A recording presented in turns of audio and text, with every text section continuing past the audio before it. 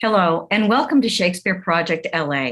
Today's reading is Richard II, and our players are Jason Rennie, Ben Birmingham, Christopher Carbo, Taylor Marr, Megan Wells, Julie Grossman, Dave Demke, Ron Dorn, Elise Ashton, Nancy Pasquale, Richard Conley, Laura Kovalt, Mark Tracy, Hadley Hulka, and I'm Mary Carrick. So sit back in your familiar easy chair and please enjoy with us William Shakespeare's Richard II.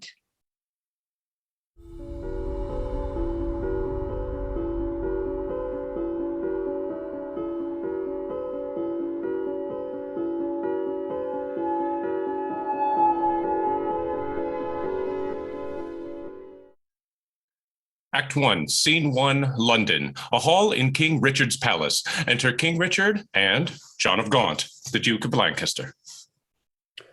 Old John of Gaunt, time-honored Lancaster, hast thou, according to thy oath and band, brought hither Henry Hereford, thy bold son, to make good the boisterous late appeal, which then our leisure would not let us hear, against the Duke of Norfolk, Thomas Mowbray?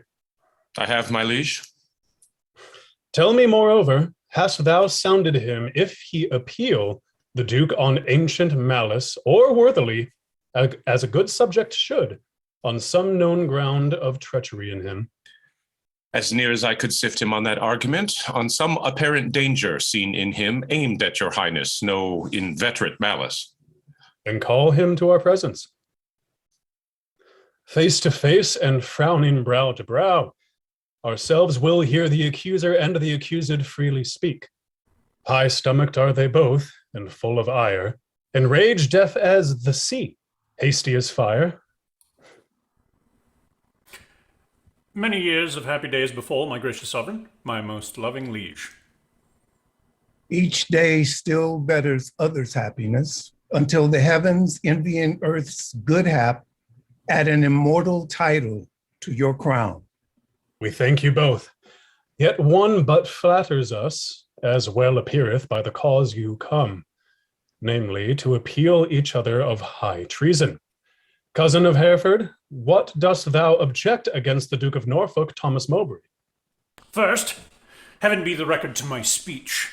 In the devotion of a subject's love, tendering the precious safety of my prince, and free from other misbegotten hate, come I appellant to this princely presence. Now, Thomas Mowbray, do I turn to thee, and mark my greeting well, for what I speak my body shall make good upon this earth, or my divine soul answer it in heaven. Thou art a traitor and a miscreant, too good to be so, and too bad to live, since the more fair and crystal is the sky, the uglier seems the clouds that in it fly. Once more, the more to aggravate the note, with a foul traitor's name stuff I thy throat, and wish so please my sovereign, ere I move, what my tongue speaks my right-drawn sword may prove. Let not my cold words here accuse my zeal. 'Tis not the trial of a woman's war, the bitter clamor of two eager tongues can arbitrate this cause betwixt us twain. The blood is hot, it must be cooled for this. Yet can I not of such time patience boast, as to be hushed and not at all to say?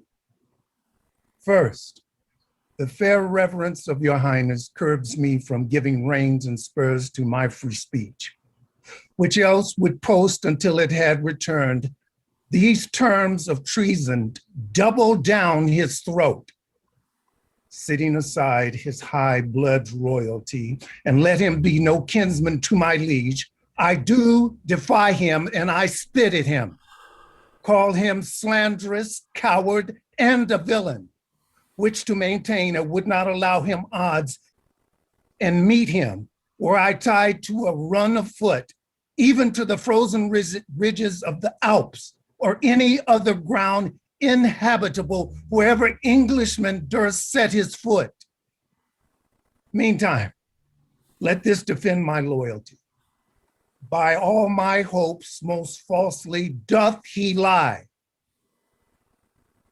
Hail, trembling coward, there I throw my gage, disclaiming here the kindred of the king, and lay aside my high blood's royalty, which fear, not reverence, makes thee to accept. If guilty dread have left thee so much strength as to take up my honor's pawn, then stoop. By that and all the rights of knighthood else will I make good against thee, arm to arm, what I have spoke, or thou canst worse devise. I take it up, and by that sword I swear, which gently laid my knighthood on my shoulders, I'll answer thee in any fair degree, or chivalrous design of knightly trial. And when I mount, alive may I not light, if I be traitor or unjustly fight. What doth our cousin lay to Mowbray's charge? It must be great that can inherit us so much as of a thought of ill to him. Look what I speak. My life shall prove it true, that Mowbray hath received 8,000 nobles in name of lendings for your highness' soldiers, the which he hath detained for lewd employments, like a false traitor and injurious villain. Besides, I say, and will in battle prove, or here or elsewhere to the furthest verge that was surveyed by English eye, that all the treasons for these 18 years complotted and contrived in this land fetch from false Mowbray their first head and spring. Further I say, and further will maintain upon his bad life to make all this good, that he did plot the Duke of Gloucester's death, suggest his soon-believing adversaries, and consequently, like a traitor coward, slewest out his innocent soul through streams of blood, which blood, like sacrificing Abel's, cries even from the tongueless caverns of the earth to me for justice and rough chastisement. And by the glorious worth of my descent, this arm shall do it, or this life be spent. How high a pitch his resolution soars! Thomas of Norfolk, what sayest thou to this? Oh, let my sovereign turn away his face, and bid his ears a little while be deaf, till I have told this slander of his blood, how God and good men hate so foul a liar. Mowbray, impartial are our eyes and ears. Were he my brother, nay, my kingdom's heir, as he is but my father's brother's son, now by my scepter's awe I make a vow. Such neighbor nearness to our sacred blood should nothing privilege him, nor partialize the unstooping firmness of my upright soul. He is our subject, Mowbray, so art thou. Free speech and fearless I to thee allow.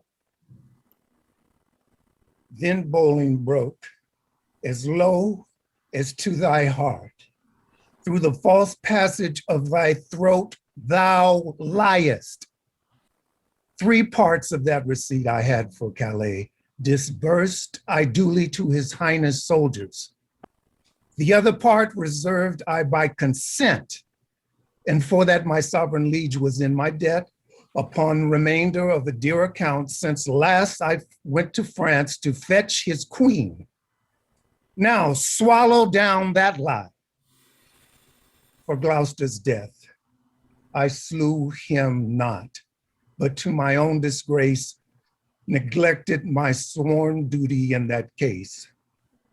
For you, my noble Lord of Lancaster, the honorable father to my foe, once did I lay an ambush for thy life, a trespass which doth vex my grieved soul. But ere I last received the sacrament, I did confess it and exactly begged your gracious pardon, and I hope I had it. This is my fault, and for the rest appealed.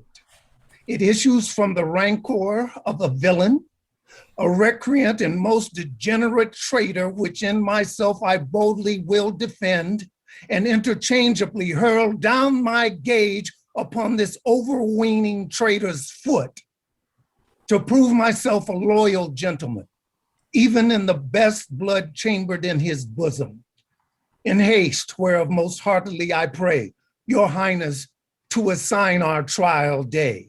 Wrath kindled gentlemen be ruled by me.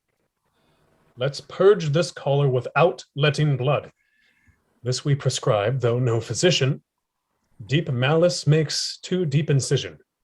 Forget, forgive, conclude and be agreed. Our doctors say this is no month to bleed. Good uncle, let this end where it begun. We will come the Duke of Norfolk, you, your son. To be make peace shall become my age. Throw down, my son, the Duke of Norfolk's gage. And Norfolk, throw down his. When, Harry, when? Obedience bids I should not bid again. Norfolk, throw down, we bid, there is no boot. Myself I throw, dread sovereign, at thy foot. My life thou shalt command, but not my shame. The one my duty owes, but my fair name. Despite of death that leaves upon my grave, to dark dishonor use shalt thou not have. I am disgraced, impeached, and baffled here, pierced to the soul with slander's venomed spear, the which no balm can cure but his heart blood, which breathe this poison. Rage must be withstood. Give me his gage. Lions make leopards tame. Yea, but not change his spots. Take but my shame, and I resign my gage. My dear, dear Lord, the purest treasure mortal times afford is spotless reputation. That away, men are but gilded loam or painted clay. A jewel in 10 times bared up chest is a bold spirit in a loyal breast. Mine honor is my life, both grow in one. Take honor from me and my life is done. Then, dear my liege, my honor, let me try. In that I live, and for that I will die. Cousin, throw up your gage. Do you begin? Oh, God, defend my soul from such deep sin. Shall I seem crestfallen in my father's sight, or with pale beggar fear impeach my height before this outdared dastard? Ere my tongue shall wound my honor with such feeble wrong, or sound so base a parle, my teeth shall tear the slavish motive of recanting fear, and spit it bleeding in his high disgrace, where shame doth harbor even in Mowbray's face. We were not born to sue, but to command, which since we cannot do to make you friends, be ready, as your lives shall answer it, at Coventry upon St. Lambert's Day. There shall your swords and lances arbitrate the swelling difference of your settled hate. Since we cannot atone you, we shall see justice design the victor's chivalry. Lord Marshal, command our officers at arms, be ready to direct these home alarms.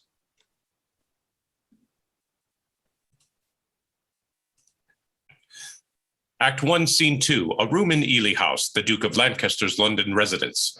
Enter John of Gaunt with the Duchess of Gloucester. Alas, the part I had in Woodstock's blood doth more solicit me than your exclaims to stir against the butchers of his life. But since correction lieth in those hands which made the fault, that we cannot correct, put we our quarrel to the will of heaven, who, when they see the hours ripe on earth, will rain hot vengeance on offenders' heads. Finds brotherhood in thee no sharper spur? Hath love in thy old blood no living fire? Edward's 7 sons, whereof thyself art one, were as 7 vials of his sacred blood, of 7 fair branches springing from one root. Some of those 7 are dried of nature's course, some of those branches by the destinies cut. But Thomas, my dear lord, my life, my Gloucester, 1 vial full of Edward's sacred blood, 1 flourishing branch of his most royal root is cracked, and all the precious liquor spent is hacked down, and his summer leaves all faded by envy's hand and murder's bloody axe. Ah, God, his blood was thine. That bed, that womb, that metal, that self molds that fashioned thee, made him a man. And though thou livest and breathes, yet art thou slain in him. Yet dost content in some large measures to thy father's death, in that thou seest thy wretched brothers die, who was the model of thy father's life. Call it not patience gaunt, it is despair.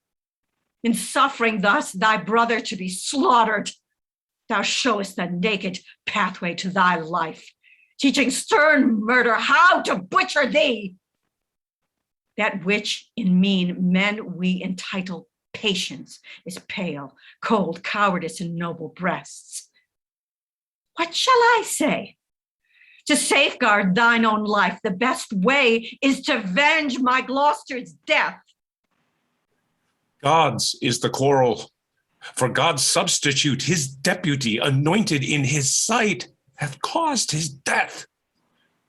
The which, if wrongfully, let heaven revenge, for I may never lift an angry arm against his minister. Where then, alas, may I complain myself? To God, the widow's champion and defense. Why then I will. Farewell, old Gaunt. Thou goest to Coventry, there to behold our cousin Hereford and fell Mowbray fight. Oh, sit my husband's wrong on Hereford's spear, that it may enter butcher Mowbray's breast. Or if his misfortune miss the first career, so Mowbray's seen so heavy in his bosom that they may break his foaming courser's back and throw the rider headlong in the lists. A caitiff recreant to my cousin Hereford. Farewell, old Gaunt, thy sometime brother's wife, with her companion grief, must end her life. Sister, farewell. I must to Coventry. As much good stay with thee as go with me. Yet one word more. Grief boundeth where it falls, not with the empty hollowness, but wait. I take my leave before I have begun, for sorrow ends not when it seemeth done. Commend me to thy brother Edmund York. Lo, this is all. Nay, yet depart not so. Though this be all, do not so quickly go. I shall remember more. Bid him, what? With all good speed at Plashy, visit me. Alack, and what shall good old York there see but empty lodgings and unfurnished walls, unpeopled offices, untrodden stones? And what here therefore welcome but my groans? Therefore commend me. Let him not come there to seek out sorrow that dwells everywhere. Desolate, desolate will I hence and die. And last leave of thee takes my weeping eye.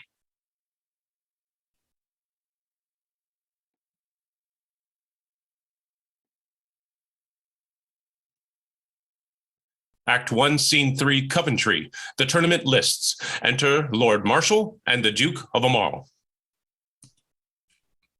My Lord Aumale, is Harry Hereford armed? Yea, at all points, and longs to enter in. The Duke of Norfolk, spritefully and bold, stays but the summons of the appellant's trumpet. Why then, the champions are prepared and stay for nothing but his majesty's approach.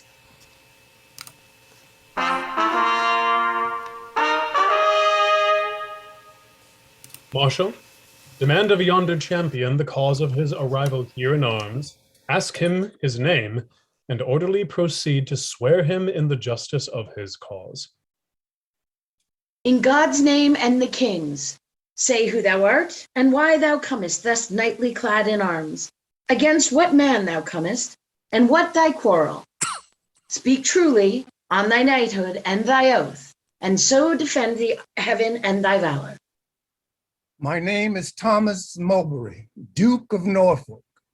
who hither come engaged by my oath, which God defend a knight should violate, both to defend my loyalty and truth, to God, my king, and my succeeding issue, against the Duke of Hereford, that appeals me, and by the grace of God with this mine arm, to prove him in defending of myself, a traitor to my God, my king, and me. And as I truly fight, defend me heaven. Marshal, ask yonder knight-in-arms, both who he is and why he cometh hither, thus plated in habiliments of war, and formally, according to our law, depose him in the justice of the cause. What is thy name? Wherefore comest thou hither, before King Richard in his royal lists? Against whom comest thou, and what's thy quarrel? Speak like a true knight, so defend thee heaven. Harry of Hereford, Lancaster and Derby am I, who ready here do stand in arms to prove, by God's grace and my body's valour, in lists, on Thomas Mowbray, Duke of Norfolk, that he is a traitor foul and dangerous to God of heaven, King Richard, and to me. And as I truly fight, defend me heaven. On pain of death, no person be so bold or daring hardy as to touch the lists, except the marshal and such officers appointed to direct these fair designs. Lord Marshal, let me kiss my sovereign's hand and bow my knee before his majesty. For Mowbray and myself are like two men that vow a long and weary pilgrimage. Then let us take a ceremonious leave and loving farewell of our several friends. The appellant in all duty greets your highness, and craves to kiss your hand and take his leave. We will descend and fold him in our arms. Cousin of Hereford, as thy cause is right, so be thy fortune in this royal fight. Farewell, my blood, which if today thou shed, lament we may, but not revenge thee dead. Oh, let no noble eye profane a tear for me if I be gored with Mowbray's spear. As confident as is the falcon's flight against a bird, do I with Mowbray fight. My loving lord, I take my leave of you. Of you, my noble cousin, Lord Amarle. Not sick, although I have to do with death, but lusty, young, and cheerly drawing breath. Lo, as at English feasts, so I regreet the daintiest last, to make the end most sweet. O thou, the earthly author of my blood, whose youthful spirit in me regenerate doth with a twofold vigour lift me up, to reach at victory above my head, add proof unto mine armour with thy prayers, and with thy blessing steel my lance's point, that it may enter Mowbray's waxen coat and furbish new the name of John a Gaunt, even in the lusty haviour of his son. God in thy good cause make thee prosperous. Be swift like lightning in the execution, and let thy blows, doubly redoubled, fall like amazing thunder on the casque of thy adverse pernicious enemy. Rouse up thy youthful blood, be valiant, and live. Mine innocence, and St. George to thrive. However God or fortune cast my lot, there lives or dies true to King Richard's throne, a loyal, just, and upright gentleman. Never did captive with a freer heart cast off his chains of bondage and embrace his golden, uncontrolled enfranchisement more than my dancing soul doth celebrate this feast of battle with mine adversary. Most mighty liege and my companion peers, take from my mouth the wish of happy years. As gentle and as jocund as to jest, go I to fight. Truth hath a quiet breast. Farewell, my lord. Securely I espy virtue with valor cowshade in thine eye. Order the trial, Marshal, and begin. Harry of Hereford, Lancaster, and Derby, receive thy lance, and God defend the right. Strong as a tower in hope, I cry amen. Go bear this lance to Thomas, Duke of Norfolk, Henry of Hereford, Lancaster, and Derby stands here for God, his sovereign, and himself, on pain to be found false and recreant, to prove the Duke of Norfolk, Thomas Mowbray, a traitor to his God, his king, and him, and dares him to set forward to the fight. Here standeth Thomas Mowbray, Duke of Norfolk, on pain to be found false and recreant, both to defend himself and to approve Henry of Hereford, Lancaster, and Derby, to God his sovereign and to him disloyal, courageously and with free desire, attending but the signal to begin. Sound, trumpets, and set forward, combatants. Stay! The king hath thrown his warder down. Let them lay by their helmets and their spears, and both return back to their chairs again. Withdraw with us, and let the trumpets sound while we return these dukes what we decree.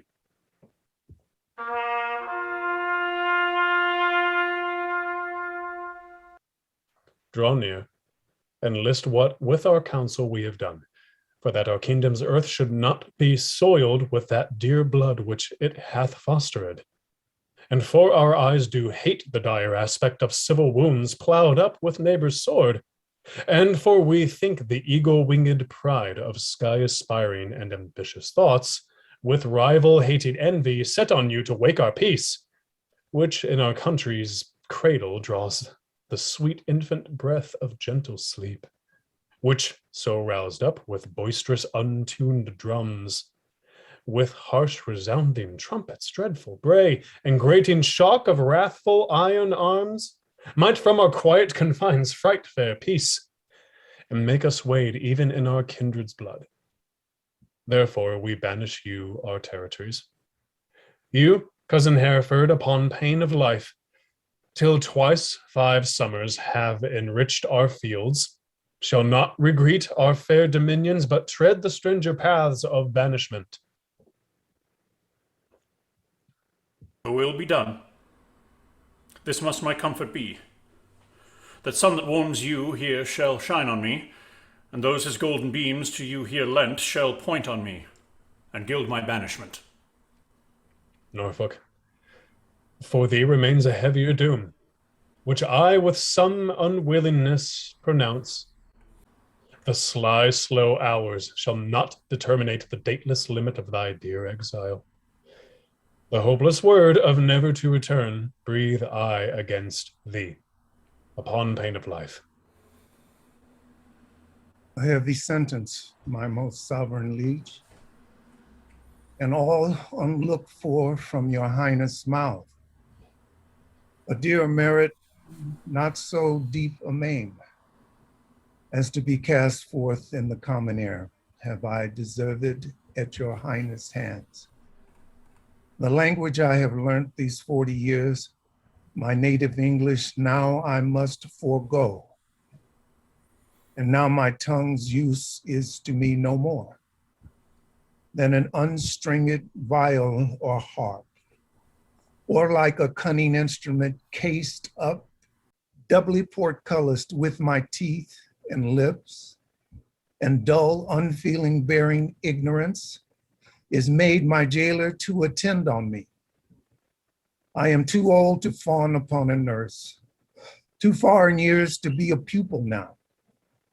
What is my sentence then but speechless death, which robs my tongue from breathing native breath? It boots thee not to be compassionate.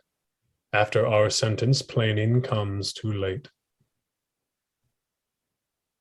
Then thus I turn me from my country's light, to dwell in solemn shades of endless night. Return again, and take an oath with thee. Lay on our royal sword your banished hands. Swear by the duty that you owe to God, our part therein we banish with yourselves, to keep the oath that we administer. You never shall, so help you truth and God, embrace each other's love in banishment, nor never look upon each other's face, nor never write, regret, nor reconcile this lowering tempest of your homebred hate, nor never by advised purpose meet to plot, contrive, or complot any ill against us, our state, our subjects, or our land. I swear. And I to keep all this. Norfolk, so far as to mine enemy.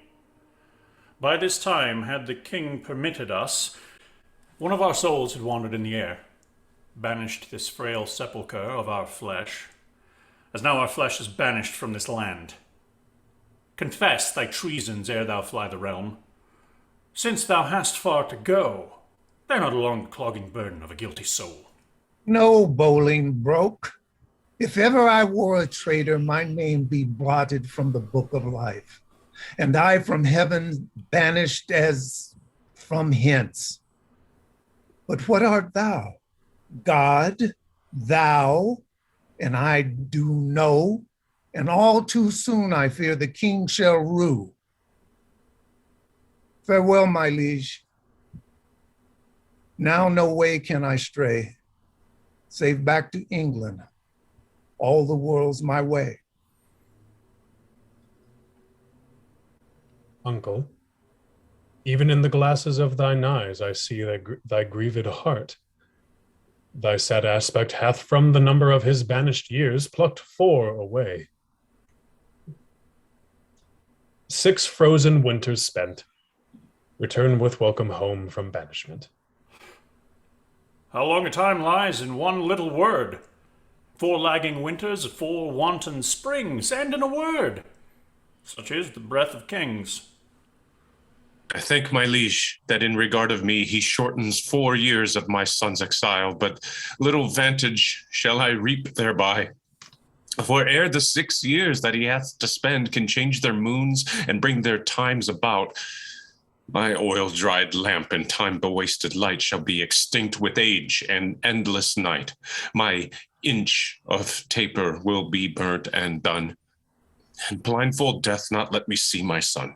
Why, uncle, thou hast many years to live. But not a minute, king, that thou canst give. I shorten my days thou canst with sullen sorrows, and pluck nights from me, but not lend a morrow. Thou canst help time to furrow me with age, but stop no wrinkle in his pilgrimage. Thy word is current with him for my death, but dead, thy kingdom cannot buy my breath. Thy son is banished upon good advice, whereto thy tongue a party verdict gave. Why at our justice seemest thou then to lour? Things sweet to taste prove in digestion sour. You urged me as a judge, but I had rather you would have bid me argue like a father. Had it been a stranger, not my child, to smooth his fault, I should have been more mild. And a partial slander sought I to avoid, and in the sentence, my own life destroyed. Alas, I looked when some of you should say I was too strict to make mine own away. But you gave leave to my unwilling tongue against my will to do myself this wrong. Cousin, farewell. And uncle, bid him so. 6 years we banish him, and he shall go.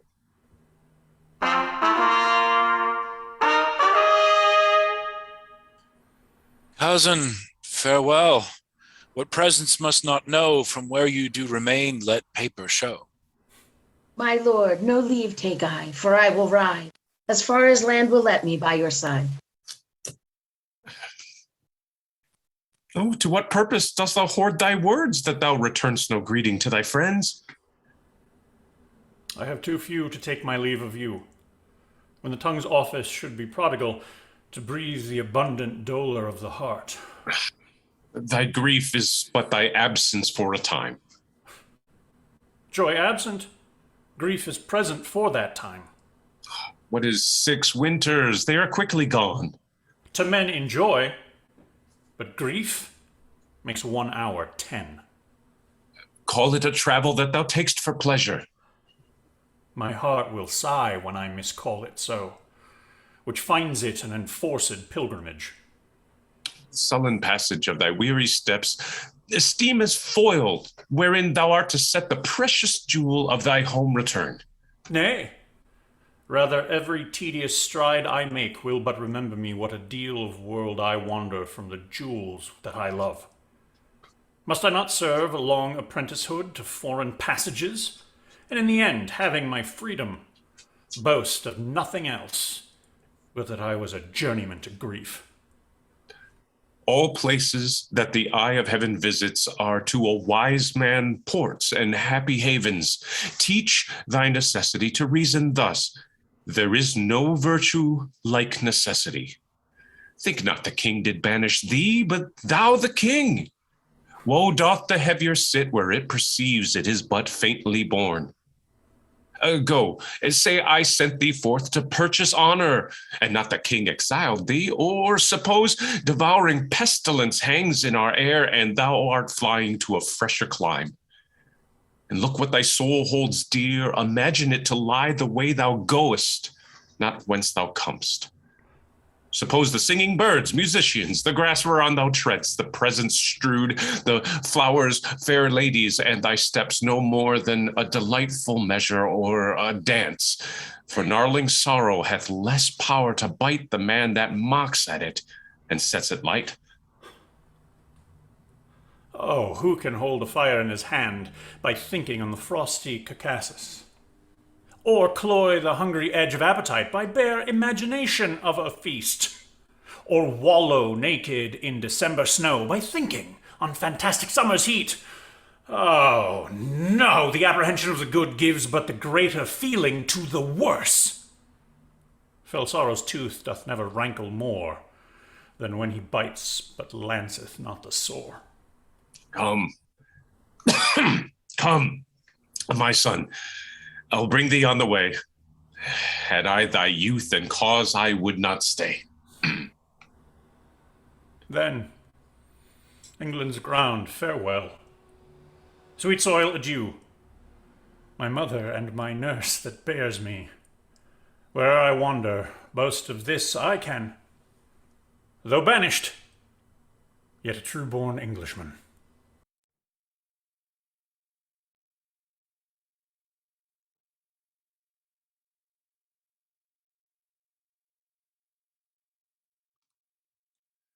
Act 1, Scene 4, London, a room in the royal palace. Enter the king with Green and Bagot, and the Lord Amaral to them.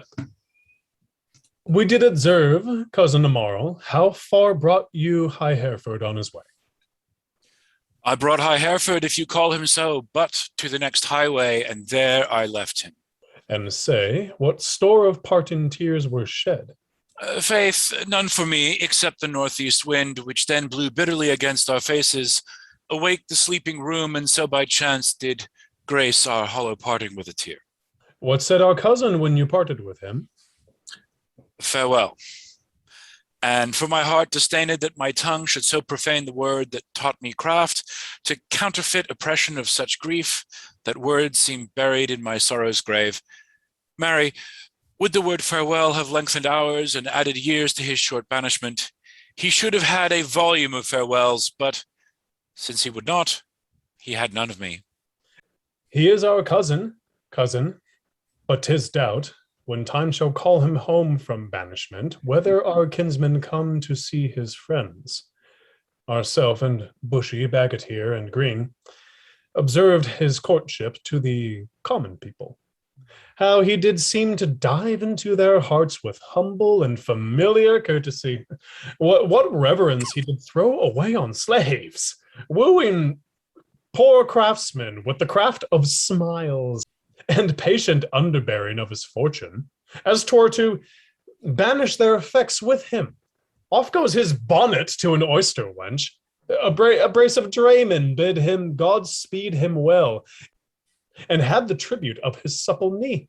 With thanks, my countrymen, my loving friends. As were our England in reversion, his and he are subjects next degree in hope. Well, he is gone, and with him go these thoughts. Now for the rebels which stand out in Ireland. Expedient manage must be made, my liege, ere further leisure yield them further means, for their advantage and your highness' loss. We will ourself in person to this war. And for our coffers, with too great a court and liberal largus, we are grown somewhat light, and are enforced to farm our royal realm, the revenue whereof shall furnish us for our affairs in hand. If that come short, our substitutes at home shall have blank charters, whereto, when they shall know what men are rich, they shall subscribe them for large sums of gold and send them after to supply our wants, for we will make for Ireland presently. Bushy, what news? Old John of Gaunt is grievous sick, my lord, suddenly taken, and hath sent post-haste to entreat your majesty to visit him. Where lies he? At Ely House. Now put it, God, in the physician's mind to help him to his grave immediately.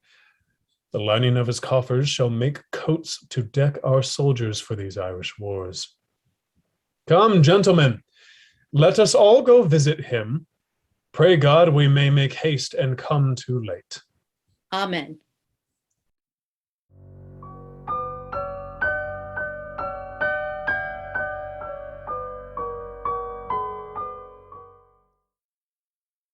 Act 2, Scene 1, a hall in Ely House. Enter John of Gaunt, sick, with the Duke of York. Will the king come that I may breathe my last in wholesome counsel to his unstayed youth? Vex not yourself, nor strive not with your breath, for all in vain comes counsel to his ear. Oh, but they say the tongues of dying men enforce attention like deep harmony. When words are scarce, they're seldom spent in vain, for they breathe truth that breathe their words in pain. He that no more must say is listened more than they whom youth and ease have taught to glose. And more are men's ends marked than their lives before. The setting sun and music at the close, as the last taste of sweets is sweetest last, writ in remembrance more than things long past. Though Richard my life's counsel would not hear, my death's sad tale may yet undeaf his ear. No, it is stopped with other flattering sounds, as praises of whose taste the wise are fond. Lascivious meters, to whose venom sound the open ear of youth doth always listen. Report of fashions in proud Italy, whose manners still our tardy apish nation limps after in base imitation. Where doth the world thrust forth of vanity? So it be new, there's no respect how vile, that is not quickly buzzed into his ears. Then all too late comes counsel to be heard, where will doth mutiny with wit's regard. Direct not him whose way himself will choose. 'Tis breath thou lackst, and that breath wilt thou lose. Methinks I am a prophet new inspired, and thus expiring do foretell of him. His rash fierce blaze of riot cannot last, for violent fires soon burn out themselves. Small showers last long, but sudden storms are short. He tires betimes that spurs too fast betimes, and with eager feeding food doth choke the feeder. Light vanity, insatiate cormorant, consuming means soon preys upon itself.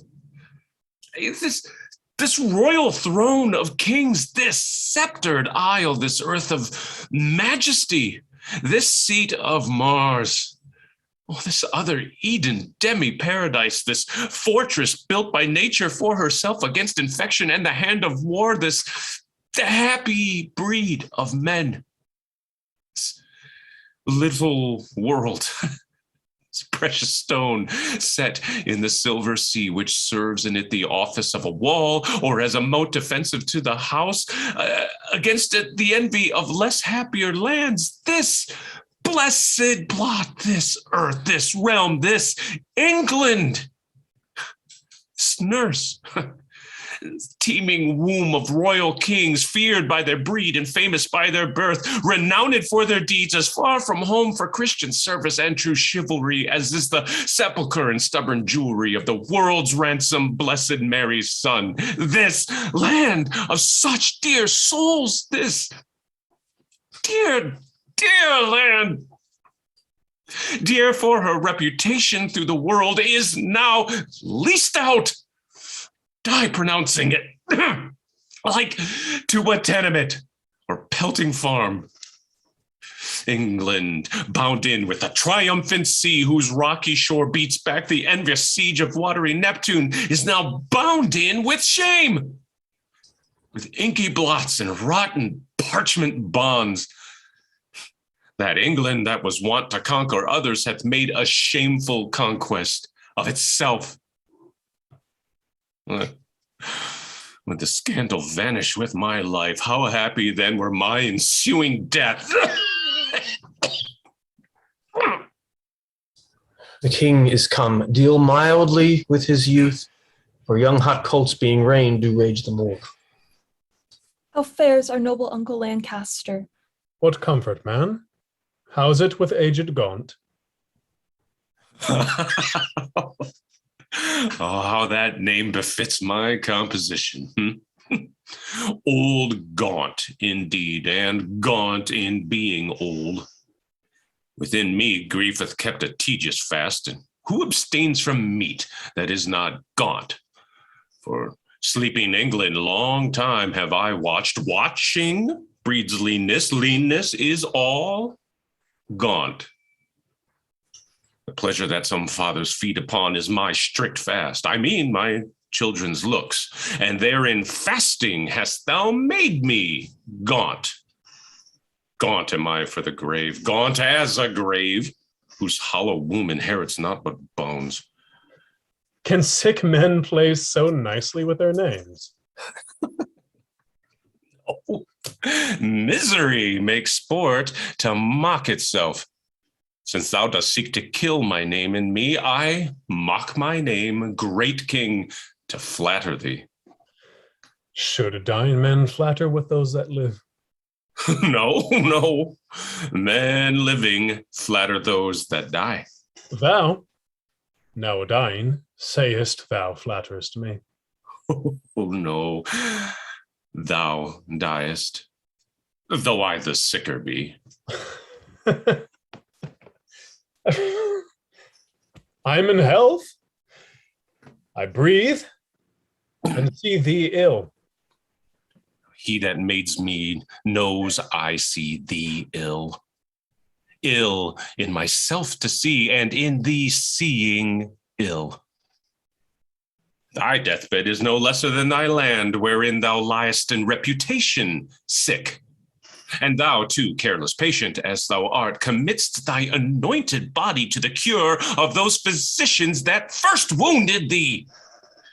1,000 flatterers sit within thy crown, whose compass is no bigger than thy head, and yet encaged in so small a verge, the waste is no whit lesser than thy land. And thy grandsire with a prophet's eye seen how his son's son should destroy his sons. From forth thy reach he would have laid thy shame, deposing thee before thou wert possessed, which art possessed now to depose thyself. Oh, cousin, wert thou regent of the world, it were a shame to let this land by lease. But for thy world enjoying but this land, is it not more than shame to shame it so? Landlord of England art thou now, not king. Thy state of law is bondslave to the law, and thou— Lunatic, lean-witted fool! Presuming on an ague's privilege, darest with thy frozen abomination make pale our cheek, chasing the royal blood with fury from his native residence. Now, by my seat's royal majesty, wert thou not brother to great Edward's son? This tongue that runs so roundly in thy head shall run thy head from thy unreverent shoulders. Oh, spare me not my brother Edward's son, for that I was his father Edward's son. That blood already, like the pelican, hast thou tapped out and drunkenly caroused. My brother Gloucester, pain, well-meaning soul, whom fair befall in heaven mongst happy souls, may be a precedent and witness good that thou respects not spilling Edward's blood. Join with the present sickness that I have, and thy unkindness be like crooked age, to crop at once a too long withered flower.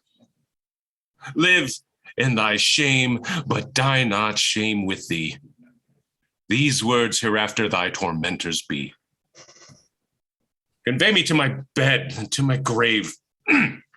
Love they to live, that love and honor have.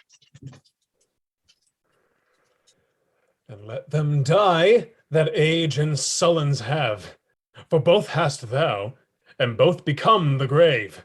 I do beseech your majesty, impute his words to wayward sickliness and age in him. He loves you on my life, and holds you dear, as Harry, Duke of Hereford, were he here. Right. You say true. As Hereford's love, so his. As theirs, so mine, and all be as it is.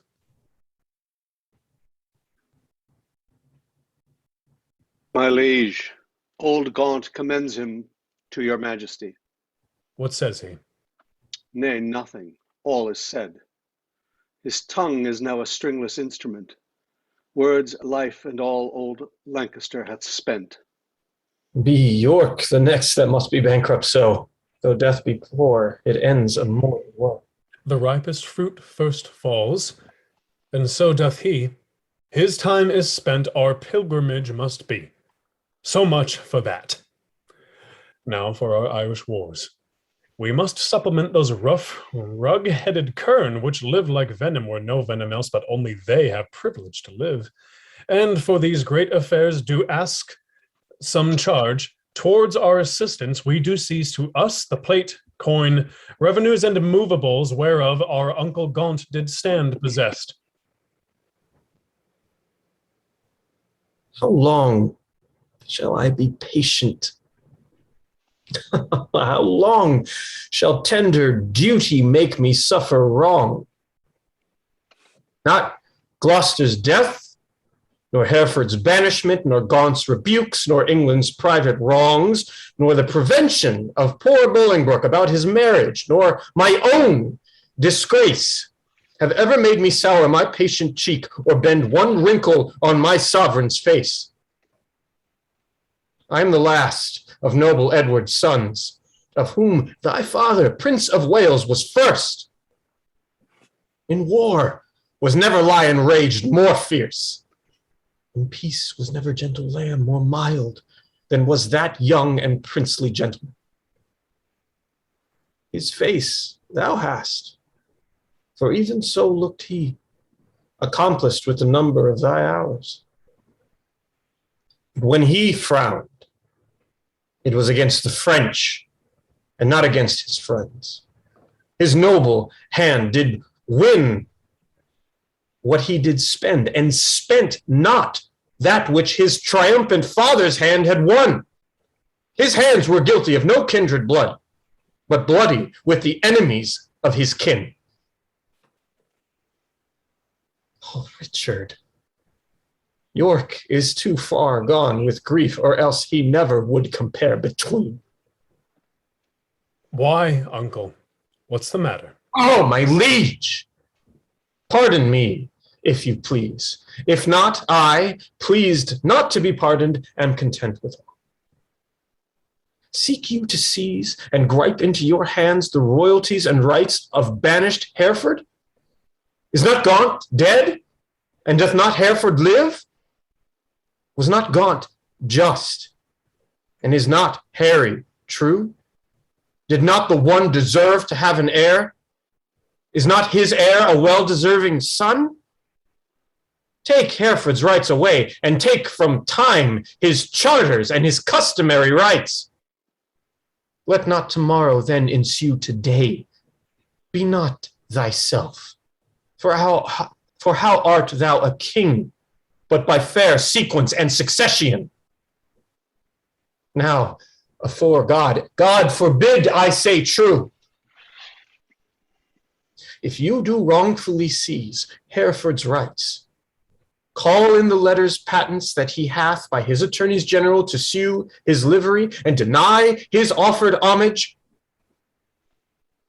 you pluck 1,000 dangers on your head. You lose 1,000 well-disposed hearts and prick my tender patience to those thoughts which honor and allegiance cannot think.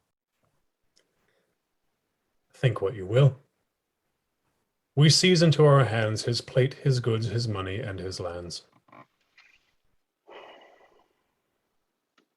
I'll not be by the while. My liege, farewell.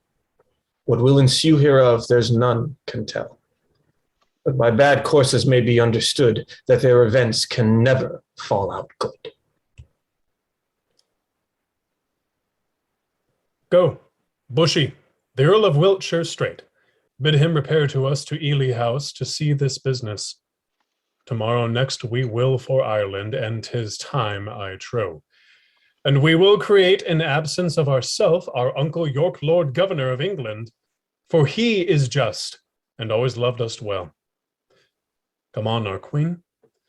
Tomorrow we must part. Be merry, for our time of stay is short.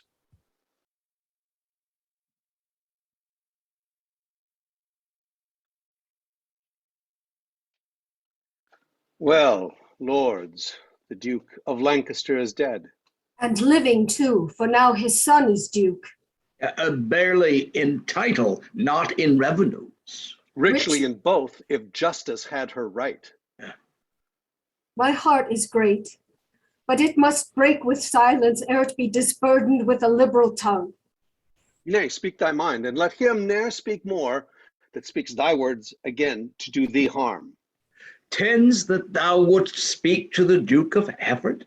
If it be so, out with it boldly, man. Quick is mine ear to hear of good towards him. No good at all that I can do for him, unless you call it good to pity him, bereft and gelded of his patrimony. Now, afore God, 'tis shame such wrongs are born in him, a royal prince, and many more of noble blood in this declining land. The king is not himself, but falsely led by flatterers, and what they will inform merely in hate gainst any of us all, that will the king severely prosecute gainst us, our lives, our children, and our heirs. The commons hath he pilled with grievous taxes, and quite lost their hearts. The nobles hath he fined for ancient quarrels, and quite lost their hearts. And daily new exactions are devised as blanks, benevolences, and what not what, but what in God's name doth become of this? Wars hath not wasted it, for warred he hath not, but basely yielded upon compromise that which his noble ancestors achieved with blows. More hath he spent in peace than they in wars. The Earl of Wiltshire hath the realm in farm. The king grown bankrupt like a broken man. Reproach and dissolution hangeth over him. He hath not money for these Irish wars, his burdenous taxations notwithstanding, but by the robbing of the banished duke. His noble kinsman, most degenerate king. But lords, we hear this fearful tempest sing, yet seek no shelter to avoid the storm.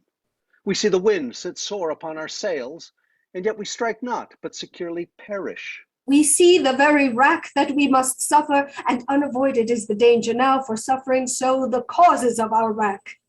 Not so. Even through the hollow eyes of death, I spy life peering, but I dare not say how near the tidings of our comfort is. Nay, let us share thy thoughts as thou dost ours. Be confident to speak, Northumberland. We three are but thyself, and speaking so, thy words are but as thoughts. Therefore be bold. Then thus, I have from Le Port Blanc, a bay in Brittany, received intelligence that Harry, Duke of Hereford, Reynold, Lord Cobham, that late broke from the Duke of Exeter, his brother Archbishop late of Canterbury, Sir Thomas Erpingham, Sir John Ramsden, Sir John Norbury, Sir Robert Waterton, and Francis Coit, all these well furnished by the Duke of Brittany with 8 tall ships, 3,000 men of war, are making hither with all due expedients, and shortly mean to touch our northern shore. Perhaps they had ere this, but that they stay the first departing of the king for Ireland. If then we shall shake off our slavish yoke, imp out our drooping country's broken wing, redeem from broken pawn the blemished crown, wipe off the dust that hides our scepter's guilt, and make high majesty look like itself, away with me and post to Ravenspur. But if you faint as fearing to do so, stay and be secret, and myself will go. To horse! To horse! Urge doubts to them that fear. Hold out my horse, and I will be there.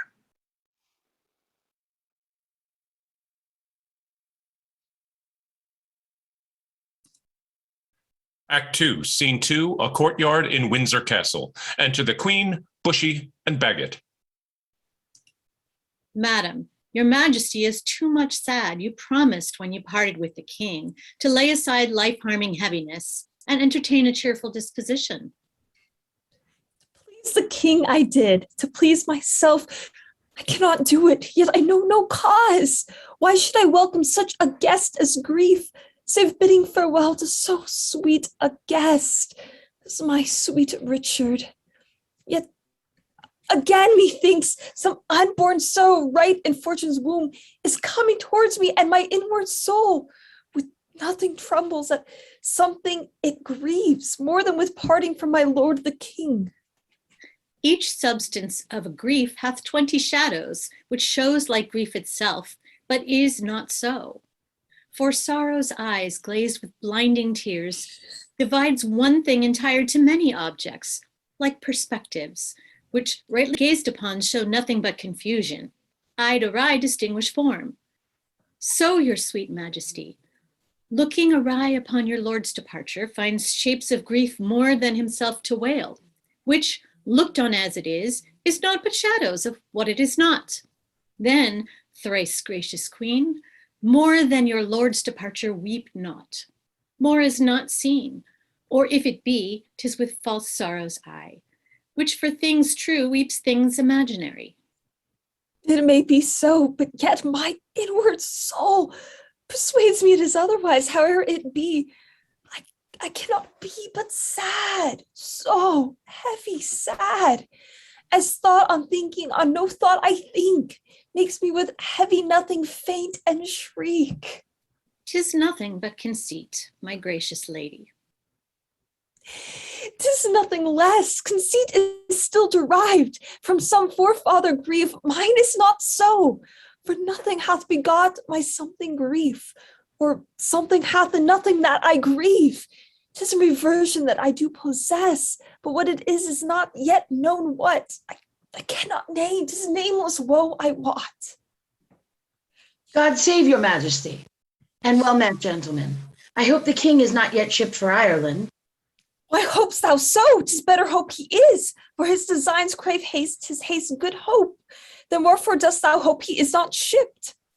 That he, our hope, might have retired his power and driven into despair an enemy's hope, who strongly hath set footing in this land. The banished Bolingbroke repeals himself, and with uplifted arms is safe arrived at Ravenspur. No, God in heaven forbid! Aye, madam, 'tis too true. And what is worse, the Lord Northumberland, his son, young Harry Percy, the lords of Ross, Beaumont, and Willoughby, with all their powerful friends, are fled to him. Why have you not proclaimed Northumberland and all the rest revolted faction traitors? We have, whereupon the Earl of Worcester hath broken his staff, resigned his stewardship, and all the household servants fled with him to Bolingbroke. So green thou art the midwife to my woe, and Bolingbroke my sorrow's dismal heir. Now hath my soul brought forth her prodigy, and I, a gasping new delivered mother, have woe to woe, sorrow to sorrow joined. Despair not, madam. Who shall hinder me? I will despair and be at enmity with cousining hope. He is a flatterer, a parasite, a keeper back of death, who gently would dissolve the bands of life, which false hope lingers in extremity. Here comes the Duke of York. With signs of war about his aged neck, oh, full of careful business are his looks. Uncle, for God's sake, speak comfortable words. Should I do so, I should belie my thoughts. Comfort's in heaven, and we are on the earth, where nothing lives but crosses, cares, and grief. Your husband, he's gone to save far off, whilst others come to make him lose at home. Here am I left to underprop his land, who, weak with age, cannot support myself. Now comes the sick hour that his surfeit made. Now shall he try his friends that flattered him. My lord, your son was gone before I came. He was? Why, so go all which way it will. The nobles, they are fled. The commons, they are cold, and will, I fear, revolt on Hereford's side. Sirrah, get thee to Plassey, to my sister Gloucester. Bid her send me presently 1,000 pound. Hold, take my ring. My lord, I had forgot to tell your lordship. Today, as I came by, I called there, and I shall grieve you to report the rest. What is't, knave? An hour before I came, the Duchess died. God, for his mercy, what a tide of woes comes rushing on this woeful land at once. I know not what to do. I would to God, so my untruth had not provoked him to it, the king had cut off my head with my brother's. What, are there no posts dispatched for Ireland? How shall we do for money for these wars?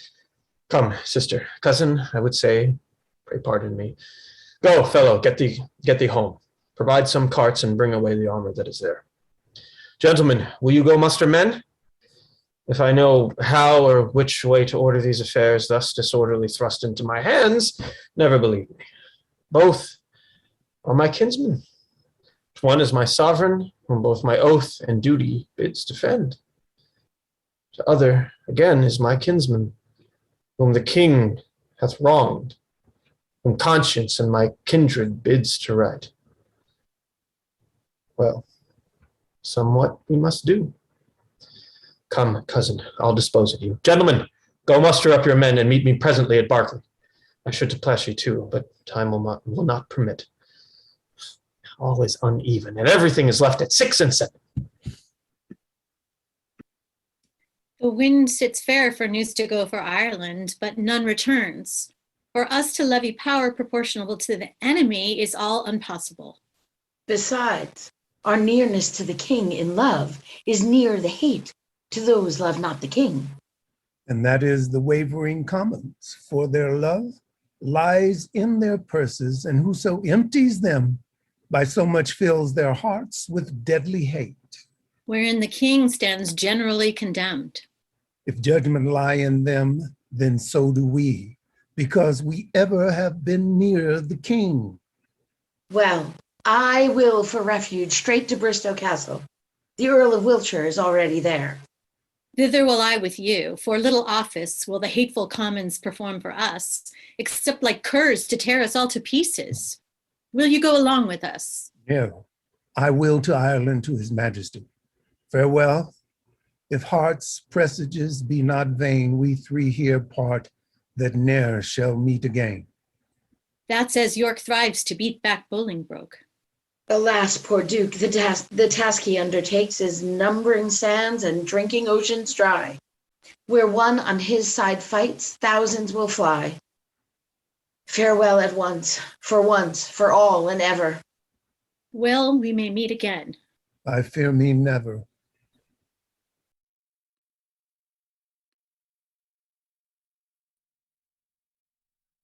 Act 2, Scene 3, Gloucestershire, a few miles northeast of Berkeley Castle. Enter Bolingbroke, the Duke of Hereford, and Northumberland. How far is it, my lord, to Berkeley now? Believe me, noble lord, I'm a stranger here in Gloucestershire. These high, wild hills and rough, uneven ways draws out our miles and makes them wearisome.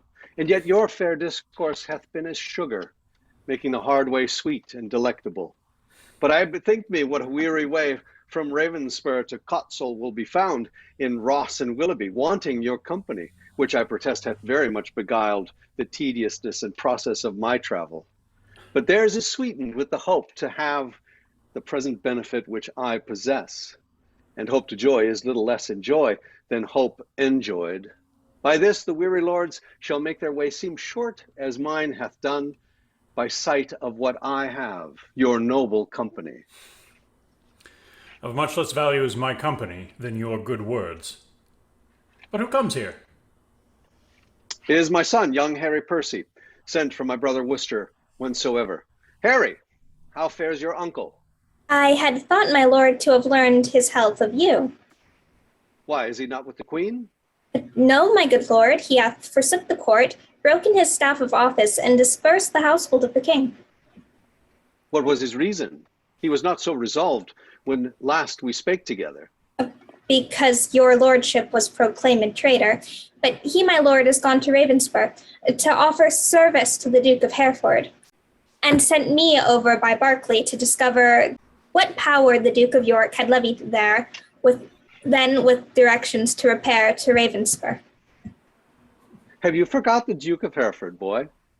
No, my good lord, for that is not forgot, which ne'er I did remember. To my knowledge, I never in my life did look on him. Then learn to know him now. This is the Duke. My gracious lord, I tender you my service, such as it is. My tender, raw and young, which elder days shall ripen and confirm to more approved service and desert. I thank thee, gentle Percy, and be sure I count myself in nothing else so happy as in a soul remembering my good friends. And as my fortune ripens with thy love, it shall be still thy true love's recompense. My heart this covenant makes, my hand thus seals it. How far is it to Berkeley, and what stir keeps good old York there with his men of war? There stands the castle by yon tough trees, manned with 300 men, as I have heard, and in it are the lords of York, Berkeley, and Seymour. None else of name in noble estimate. Here comes the lords of Ross and Willoughby, bloody with spurring, fiery red with haste. Welcome, my lords. I wot your love pursues a banished traitor. All my treasury is yet but unfelt thanks, which, more enriched, shall be your love and labor's recompense. Your presence makes us rich, most noble lord. And far surmounts our labor to attain it. Evermore thanks the exchequer of the poor, which, till my infant fortune comes to years, stands for my bounty. But who comes here? It is my lord of Berkeley, as I guess. My lord of Hereford, this message is to you. My lord, my answer is to Lancaster, and I am come to seek that name in England. And I must find that title in your tongue before I make reply to aught you say. Mistake me not, my lord. 'Tis not my meaning to raise one title of your honor out. To you, my lord, I come, what lord you will, for from the most gracious regent of this land, the Duke of York, to know what pricks you on to take advantage of the absent time and fright our native peace with self-born arms. Well, I shall not need transport my words by you. Here comes his grace in person. My noble uncle. Tell me thy humble heart and not thy knee, whose duty is deceivable and false. My gracious uncle. Now, grace me no grace, nor uncle me no uncle. I am no traitor's uncle, and that word grace is in an ungracious mouth is but profane. Why have those banished and forbidden legs dared once to touch a dust of England's ground? But then, more why? Why have they dared to march so many miles upon her peaceful bosom, frightening her pale-faced villages with war and ostentation of despised arms? Comest thou because the anointed king is hence? Why, Foolish boy, the king is left behind, and in my loyal bosom lies his power. Were I but now lord of such hot youth as when brave Gaunt, thy father, and myself rescued the Black Prince, that young Mars of men from forth the ranks of many thousand French, oh, then how quickly should this arm of mine, now prisoner to the palsy, chastise thee and minister correction to thy fault. My gracious uncle, let me know my fault.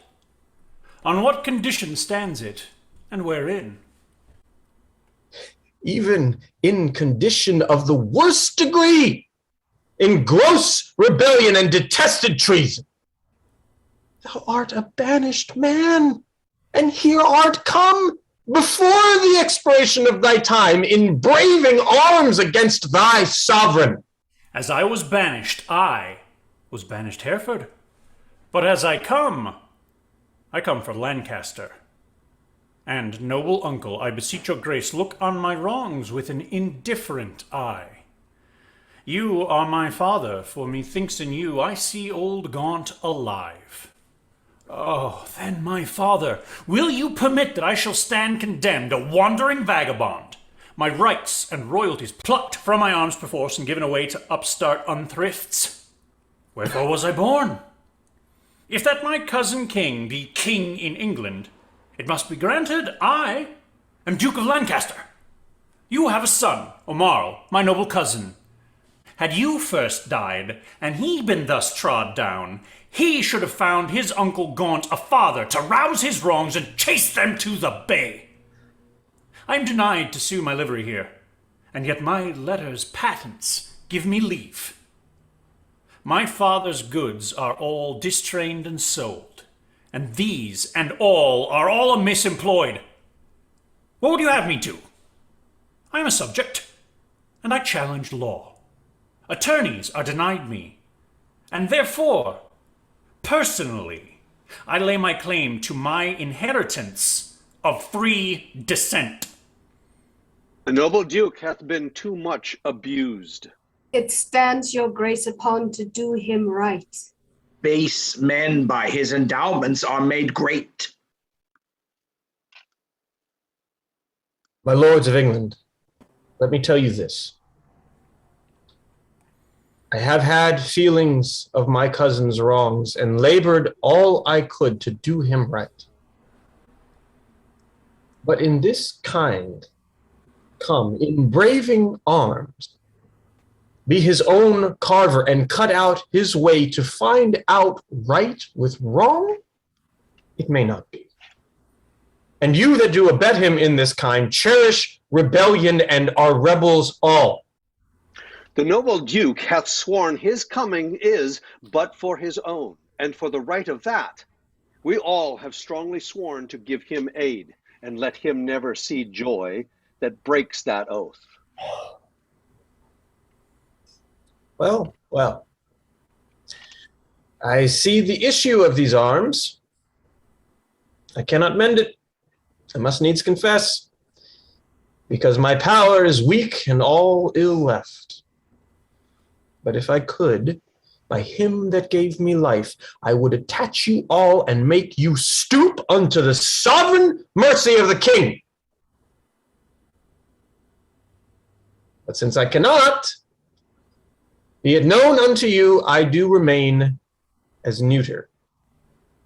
So fare you well, unless you please to enter in the castle, and there repose you for this night. An offer, uncle, that we will accept. But we must win your grace to go with us to Bristow Castle, which they say is held by Bushy, Bagot, and their complices, the caterpillars of the Commonwealth, which I have sworn to weed and pluck away. Maybe I will go with you, but yet I'll pause, for I am loath to break our country's laws. Nor friends, nor foes, to me welcome you are. Things past redress are now with me past care.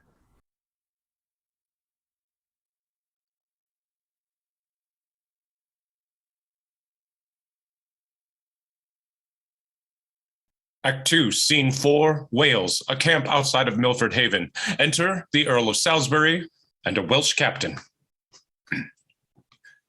My Lord of Salisbury, we've stayed 10 days and hardly kept our countrymen together, and yet we hear no tidings from the king. Therefore we will disperse ourselves. Farewell. Stay yet another day, thou trusty Welshman. The king reposeth all his confidence in thee. 'Tis thought the king is dead. We will not stay. And bay trees in our country all are withered, and meteors fright the fixed stars of heaven. The pale-faced moon looks bloody on the earth, and lean-looked prophets whisper fearful change. Rich men look sad, and ruffians dance and leap, the one in fear to lose what they enjoy, the other to enjoy by rage and war. These signs forerun the death or fall of kings. Farewell. Our countrymen are gone and fled. As well assured, Richard their king is dead. Oh, Richard, with the eyes of heavy mind, I see thy glory like a shooting star fall to the base earth from the firmament. Thy sun sets weeping in the lowly west, witnessing storms to come, woe and unrest. Thy friends are fled to wait upon thy foes, and crossly to thy good all fortune goes.